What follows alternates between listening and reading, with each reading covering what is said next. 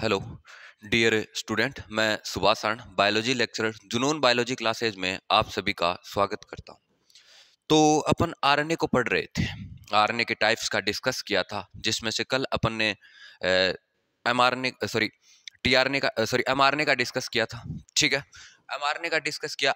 RNA 3 प्रकार के थे, आरआरएनए, टीआरएनए और एमआरएनए।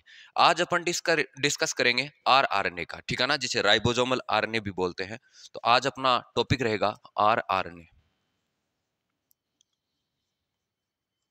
ठीक है, या राइबोसोमल आरएनए। ठीक है, जिसे क्या बोलते हैं, आरआरएनए। ओके, तो आरआरएनए के बारे में आज अपन डिस्कस करेंगे। ठीक है, आरआरएनए का मतलब सबसे पहले तो ये देखते हैं कि इस टर्म को किस साइंटिस्ट ने दिया था। तो मैं बता देता हूं, आरआरएनए की जो टर्म्स थी, एक साइंटिस्ट था जिसका नाम था कुरलैंड। ठीक है, इस साइंटिस्ट ने दिया था। कुरलैंड ने इसको डिस्कवर किया था, सबसे पहले बताया था, या इस टर्म को किसने दिया था, कुरलैंड नाम के साइंटिस्ट ने दिया था। इस आरएनए को राइबोसोमल आरएनए बोलते हैं। क्यों बोलते हैं ये भी अपने को पता होना चाहिए। इसको राइबोसोमल आरएनए इसलिए बोलते हैं क्योंकि ये किस में प्रेजेंट होता है, राइबोसोम में प्रेजेंट होता है। किस में प्रेजेंट होता है, राइबोसोम में। आपने सुना होगा कि राइबोसोम में मोस्टली एक तो प्रेजेंट होता है आरआरएनए और एक प्रेजेंट होता है प्रोटीन। कौन प्रेजेंट होता है, एक आरआरएनए होता है और दूसरा कौन होता है, प्रोटीन होता है। जिसकी वजह से इसमें राइबोसोम में प्रेजेंट होने की वजह से इसे किस नाम से जाना जाता है, राइबोसोमल आरएनए के नाम से जाना जाता है। ठीक है, यहाँ पर दो कंसेप्ट अपन ने क्लियर की। सबसे पहले इसकी ट्रम्प किसने दी थी, ट्रम्प पहले दी थी कुरलैंड नाम के साइंटिस्ट ने। इसके बाद में ये राइबोसोम में प्रेजेंट है, जिसकी वजह से इसे क्या बोलते हैं, राइबोसोमल आरएनए बोलते हैं। ठीक है, एक बात और बता देता हूं, ये जो आरएनए होता है, ये जो आरएनए होता है, ये अपन बात करें तो टोटल सेल के अंदर आरएनए होता है। सेल में टोटल आरएनए होता है, टोटल आरएनए होता है, उसका 80% होता है या 80% होता है। कितने परसेंट होता है, सबसे ज्यादा अमाउंट में पाया जाने वाला आरएनए होता है राइबोसोमल आरएनए। किसी सेल के अंदर सबसे ज्यादा अमाउंट में कौन सा आरएनए पाया जाएगा, राइबोसोमल आरएनए पाया जाएगा। ठीक है, कौन सा आरएनए होगा, राइबोसोमल आरएनए होगा। और ये सोल्यूबल आरएनए होता है, सोल्यूबल आरएनए होता है। ठीक है, जिसे घुलनशील आरएनए बोलते हैं। क्या बोलते हैं, घुलनशील आरएनए। ओके, घुलनशील आरएनए के नाम से भी जाना जाता है। ठीक है, घुलनशील आरएनए। ओके, अब अपन ने ये पढ़ा है कि टर्म इसने दी, राइबोसोम में प्रेजेंट होता है, जिसकी वजह से राइबोसोमल आरएनए बोलते हैं। टोटल आरएनए कितने प्रतिशत होता है, 80% होता है। सोल्यूबल आरएनए बोलते हैं क्योंकि ये कैसा आरएनए होता है, घुलनशील होता है। इसके अलावा इसका जो फॉर्मेशन होता है, वो न्यूक्लियोलस में होता है। किस में होता है, न्यूक्लियोलस में। किस में प्रेजेंट होगा, न्यूक्लियोलस, जिसे अपन केंद्रिका बोलते हैं। केंद्र के अंदर प्रेजेंट होती है केंद्रिका। ओके, इसके अंदर प्रेजेंट होता है। ठीक है, इसके अलावा इसका मेन जो फॉर्मेशन होता है वो आरएनए पॉलीमरेज फर्स्ट करता है। आरएनए पॉलीमरेज फर्स्ट करता है। कौन करता है, मैंने बताया था कि जो एमआरएनए था उसका जो फॉर्मेशन था वो कौन कर रहा था, एमआरएनए का फॉर्मेशन आरएनए पॉलीमरेज सेकंड कर रहा था। कौन सा कर रहा था, आरएनए पॉलीमरेज सेकंड कर रहा था। लेकिन इस आरएनए का जो फॉर्मेशन होता है वो कौन करता है, आरएनए पॉलीमरेज फर्स्ट करता है। ओके, सोल्यूबल आरएनए होता है, घुलनशील आरएनए होता है, और सबसे स्टेबल आरएनए होता है, स्टेबल आरएनए होता है। ओके, कैसा आरएनए होता है, स्टेबल आरएनए होता है। ठीक है, और इसका जो मेन फंक्शन होता है, इसका जो मेन फंक्शन होता है वो मोस्टली प्रोटीन सिंथेसिस करवाना होता है। क्या काम करवाना होता है, प्रोटीन सिंथेसिस। ओके, इसका जो मेन फंक्शन होता है वो क्या होता है, प्रोटीन सिंथेसिस करवाना होता है, प्रोटीन संश्लेषण करवाना होता है। ठीक है, अपन ने क्या पढ़ा कि राइबोसोमल आरएनए था, ये कैसा आरएनए होता है, किस प्रकार से इसकी एक्टिविटी पाई जाती है, कहां पर इसका फॉर्मेशन होता है। ठीक है, इसके अलावा अपन बात करें, इसकी जो स्ट्रक्चर होती है वो हेलिकल होती है। इसकी स्ट्रक्चर की बात करें तो वो कैसी होती है, हेलिकल स्ट्रक्चर होती है, हेलिकल स्ट्रक्चर होती है। ओके, हेलिकल स्ट्रक्चर होती है।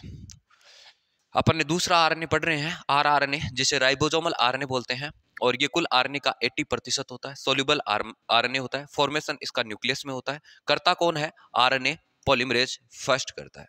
कौन करता है? आरएनए पॉलीमरेज फर्स्ट करता है। ठीक है, अब इसे राइबोसोम में ये प्रेजेंट होता है। किस में प्रेजेंट होता है? राइबोसोम में प्रेजेंट होता है। तो अब मैं बात करता हूँ राइबोसोम कितने प्रकार के होते हैं और किस किस प्रकार से फॉर्मेट होते हैं। ठीक है, ये किस में प्रेजेंट होता है? राइबोसोम में। इतना स्क्रीनशॉट लीजिए।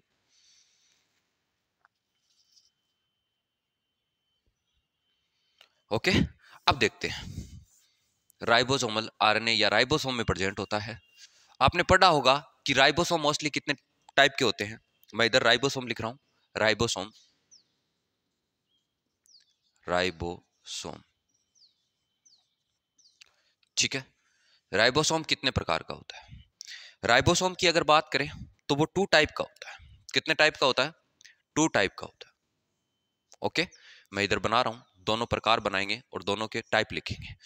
एक होता है एटीएस, ठीक है, जो मोस्टली यूकेरियोट्स में देखने को मिलता है। किस में देखने को मिलता है? यूकेरियोट्स में, यूकेरियोट्स में देखने को मिलता है।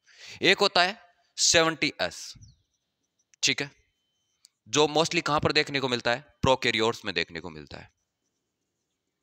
कहां पर देखने को मिलता है? प्रोकैरियोट्स में। ओके, प्रोकैरियोट्स में इसके अलावा माइटोकॉन्ड्रिया में भी देखने को मिलेगा और इसके अलावा क्लोरोप्लास्ट में भी देखने को मिलेगा। ठीक है, अब एटीएस होता है, इसकी भी 2 सब यूनिट प्रेजेंट होती है। कितने सब यूनिट होती है? 2 होती है। ओके, तो एटीएस होता है, एक होता है 60S और एक होता है 40S। ओके, एटीएस प्रकार का राइबोसोम एक तो 60S प्रकार का होता है और एक कौन सा होता है? 40S। ओके, इसके अलावा 70S होता है, वो भी 2 टाइप का होता है। ठीक है, कितने प्रकार का होता है? 2 टाइप का। एक होता है 50S, एक होता है 30S। ओके, कितने टाइप का हुआ? 2 टाइप का हुआ। अपन ने पढ़ा कि एक एटीएस राइबोसोम होता है, दूसरा कौन सा होता है? 40S, सॉरी, उसके जो टाइप होते हैं 2 टाइप के होते हैं, एक 60S, दूसरा 40S। दूसरा अपन ने प्रकार पढ़ा या टाइप्स पढ़ा 70S, इसके भी 2 टाइप होते हैं, एक 50S और एक कौन सा? 30S। अब मैं बात करूं तो 50S होता है, वो 2 टाइप का होता है। 50S कितने प्रकार का होता है? 2 प्रकार का होता है, एक 5S, एक 23S।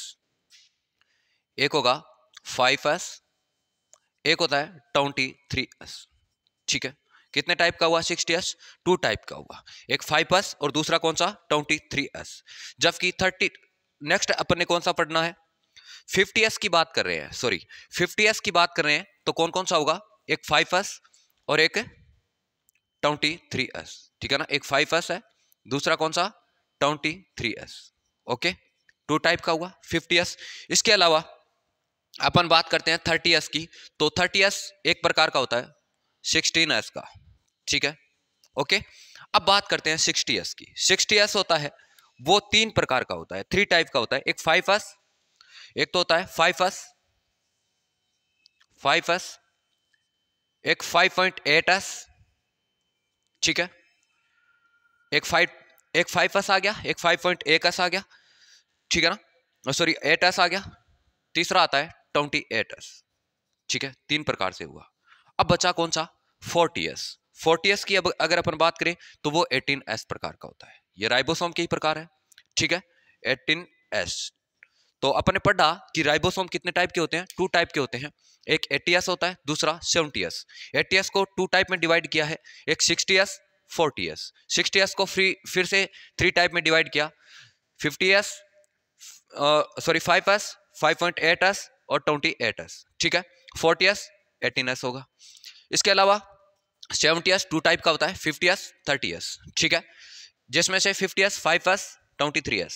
इसके अलावा 30S है, वो 16S प्रकार का पाया जाता है। इस प्रकार से राइबोसोम प्रेजेंट होते हैं। ठीक है ना, तो मैं बताता हूं कि ये जो राइबोसोम होता है ना, या राइबोसोमल आरएनए होता है, ये राइबोसोमल आरएनए की टाइप है। राइबोसोमल आरएनए 2 टाइप का होता है वैसे देखे तो, 80S और 70S। अगर यूकेरियोट्स की बात की तो अपन ने कौन सा? 80S। ठीक है, इसके अलावा प्रोकैरियोट्स की बात की तो कौन से प्रकार का होता है? 70S का होता है। अब इसका मेन फंक्शन क्या होता है? मैंने बताया था, प्रोटीन सिंथेसिस करना। क्या फंक्शन होता है? प्रोटीन सिंथेसिस करना होता है, प्रोटीन संश्लेषण करना होता है, प्रोटीन सिंथेसिस। इसी वजह से प्रोटीन कैटालाइट भी बोलते हैं इसे, क्योंकि प्रोटीन सिंथेसिस को उत्प्रेरित करता है ये, ठीक है ना। ये क्या करता है, मान लो एमआरएनए, सबसे पहले आपने देखा था साइटोप्लाज्म में एमआरएनए आता है, ठीक है। एमआरएनए आता है जिसमें नाइट्रोजन बेस प्रेजेंट होते हैं, ओके, जेनेटिक कोड प्रेजेंट होते हैं। ये क्या करता है, ये जो आरएनए होता है, राइबोसोमल आरएनए, प्रोटीन संश्लेषण में बहुत ज्यादा इंपॉर्टेंस देता है, क्योंकि ये एमआरएनए के साथ बाइंड होता है। किसके साथ बाइंड होता है, एमआरएनए के साथ। एमआरएनए के साथ इसकी एक तो बड़ी यूनिट होती है, एक छोटी यूनिट होती है। ये मान लो मैं छोटी यूनिट बना रहा हूं, तो छोटी यूनिट कौन सी होगी, 40s है, ठीक है। इसके अलावा एक इसकी बड़ी यूनिट बना रहा हूं इधर की तरफ, इधर की तरफ बड़ी यूनिट बना रहा हूं, इसे क्या बोलते हैं, इसे बोलते हैं 60s, ठीक है। ये क्या करता है, एमआरएनए को, एमआरएनए के पास सॉरी, ये टीआरएनए और एमआरएनए को बाइंड करने का काम करता है। यहाँ पर टीआरएनए ही आता है मोस्टली, जेनेटिक इंफॉर्मेशन, या अपन बोलते हैं अमाइनो एसिड को चार्ज करके कहां पर लाता है, एमआरएनए के पास लाता है। मैं इधर की तरफ एक सॉरी टीआरएनए बना रहा हूँ, ठीक है, इधर की तरफ कौन सा बना रहा हूँ, टीआरएनए। और ये टीआरएनए किसके साथ बाइंड होता है, एमआरएनए के साथ। टीआरएनए को एमआरएनए के साथ बाइंड करवाने में मोस्ट इंपॉर्टेंस देता है, वो कौन सा आरएनए देता है, आरआरएनए देता है। कौन सा आरएनए देता है, आरआरएनए। इसीलिए इसे प्रोटीन सिंथेसिस करवाने वाला आरएनए भी बोलते हैं, या राइबोसोमल आरएनए बोलते हैं। और आपको यह भी पता होगा, राइबोसोम होता है, राइबोसोम, राइबोसोम को प्रोटीन की फैक्ट्री बोला जाता है, प्रोटीन फैक्ट्री बोलते हैं इसे। राइबोसोम को क्या बोला जाता है, प्रोटीन फैक्ट्री, ठीक है, प्रोटीन फैक्ट्री। क्यों बोला जाता है, क्योंकि ये किसका फॉर्मेशन करवाता है, प्रोटीन का फॉर्मेशन करवाता है। और इस राइबोसोम के अंदर ही कौन सा आरएनए प्रेजेंट होता है, आरआरएनए प्रेजेंट होता है। तो अपने पढ़ा आरआरएनए क्या होता है, आरआरएनए का मेन मकसद मींस होता है कि राइबोसोमल आरएनए। इसकी टर्म्स किसने दी थी, कुरलैंड साइंटिस्ट ने दी थी। सबसे स्टेबल आरएनए, सोल्यूबल आरएनए होता है, और न्यूक्लियस में ये फॉर्मड होता है। इसके फॉर्मेशन होता है वो मोस्टली आरएनए पॉलीमरेज फर्स्ट करता है।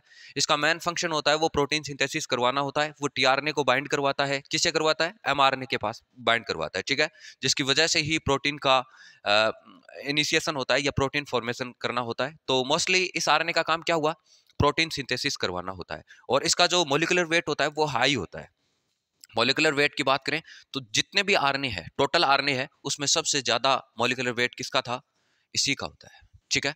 इसका होता है कौन से आरएनए का, राइबोसोमल आरएनए का। तो आज अपने कौन सा आरएनए पढ़ने की कोशिश की, राइबोसोम आरएनए या राइबोसोमल आरएनए को पढ़ने की कोशिश की। उम्मीद करता हूं ये लेक्चर अच्छे से समझ में आएगा। इसको बार बार एनालिसिस कीजिए। अगर कोई भी कंसेप्ट आपको इसमें दिक्कत आती है तो उसको कॉमेंट बॉक्स में लिखिए, और इसको शेयर कीजिए, सब्सक्राइब कीजिए। Thank you.